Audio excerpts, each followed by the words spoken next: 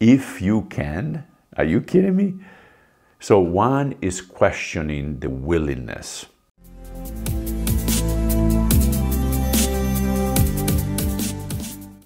Last Sunday, I was asked by a friend of mine from Fiji to give a message to his New Zealand church. And he has been talking about standing in the fire.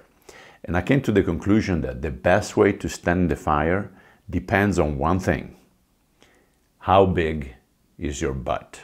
Now, before you throw stones at me, or you're saying anathema, or, Pep was going crazy, let me explain the reason why. And I'm going to actually tell you that toward the end of the video. But standing in the fire, I think, is an argument that we all need to pay attention to. I don't know how many of you are familiar with what's happening tomorrow in Geneva. From the 22nd to the 28th, the World Health Organization is coming together.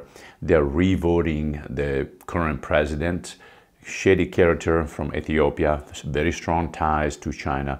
And what they're trying to do is ask each country to give up their sovereignty when it comes to health issue, so that basically the UN will supersede anything else, even in your own country. And this is crazy because it's unconstitutional in the US.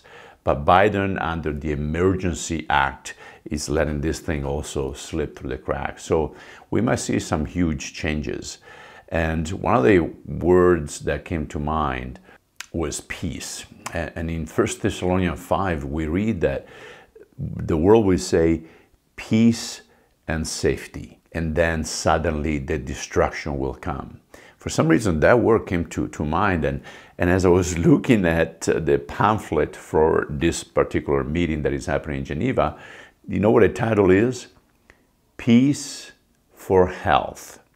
But health also as a safety factor. Interesting. Is it coincidental? I don't know. Are we really entering those times? I don't know, but let's be prepared. So how do we stand in the midst of fire? Well, many of you are familiar with the story in Daniel where the king Nebuchadnezzar has a dream. Daniel interprets the dream, and in the following chapter, Shadrach, Meshach, and Abednego basically do not prostrate in front of the statue of the king, with the potential penalty of death. Now, we've seen the same behavior later on in Rome, when a lot of the Caesars demanded worship to the Roman gods or to Caesar as God. That was part of the imperial religion. And also, during that time, there was penalty of death, especially in 250 AD. Decius, who was one of the Caesar, came up with an edict specifically for that, to go after the Christian. Diocletian did the same thing. So if you went in front of a magistrate and offered sacrifices to those gods, he will give you a piece of paper, a libellus it was called, so that you will be in compliance. But if you didn't do that, there was the death penalty. So in this particular case, as we read on chapter 3, the three did not submit, did not worship Nebuchadnezzar. And verse 14 it starts saying, Nebuchadnezzar answered and said to them, "It is true, O Shadrach, Meshach, and Abednego, that you do not serve my gods or worship the golden image that I have set up. Now, if you are ready, when you hear the sound of the horn, pipe, lyre, trigon, harp, bagpipe, and every kind of music, to fall down and worship the image that I have made, well and good. But if you do not worship, you shall immediately be cast into a burning fiery furnace. And who is the God who will deliver you out of my hands?" Shadrach, Meshach, and Abednego answered and said to the king, "O Nebuchadnezzar, we have no need to answer you in this matter. If this be so, our God whom we serve is able to deliver us from the burning fiery furnace, and he will deliver us out of your hand, O king." Now here we go, verse 18. But, huge, this is huge, but if not, be it known to you, O king, that we will not serve your gods or worship the golden image that you have set up." Then Nebuchadnezzar was filled with fury, and the expression of his face was changed against Shadrach, Meshach, and Abednego. He ordered the furnace heated 7 times more than it was usually heated. And for those of you who do not know the story, basically what happened after that, he realized that it was not just 3 of them in the furnace. A 4th person appeared that was glowing even more than the fire itself, and had the appearance of the Son of God that was walking among them. So he ordered to take the 3 out, and they didn't even smell like fire. And in front of that miracle, the king realized their God is supreme. So we see that because of the commitment of these 3 people, all of a sudden there was a change in the heart of the king. There was a powerful testimony. And it reminds me of 2 other events that are happening in the Gospel of Mark, where one is a leper that is approaching Christ, and he's saying, "Lord, if you are willing, please cleanse me." And Christ says, "Yes, I am, be cleansed."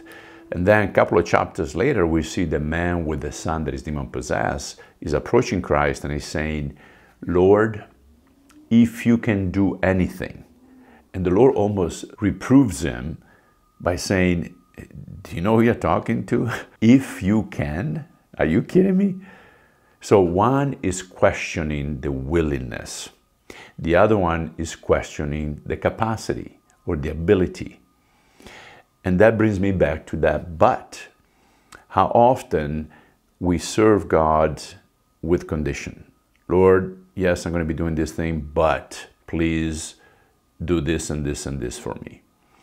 And if he doesn't come through with his part of the bargain, we're quickly dismissing him, almost treating him like a little genie, right? So how many truly can say, "I am going to serve him regardless. I know that he's capable. I know that he's capable of doing anything, yet I don't know if what I'm hoping for is part of his will." In the case of Shadrach, Meshach, and Abednego, they were willing to go to death, though they knew that God was able to spare them. And I think that is the challenge for you and for me today. Let's analyze how big, how deeply rooted that but is in each of our lives. Because times ahead are going to be tougher, especially for us believers. We already seen that happening, so let's brace ourselves. Let's pray actually for each other, that we will be able to withstand what's coming. Oh, and other things before I forget. Apparently, since I have Italian and English, the channel cannot grow. I just found out that if somebody gets the notification and is the wrong language, they might scroll it off or cancel it, and that gives some negative algorithm to YouTube. So I might be forced to create 2 channels. If that's the case, I will inform you. So please then subscribe to the new channel in your own language. Have a fantastic weekend, and I will catch you next week, Lord willing. Ciao.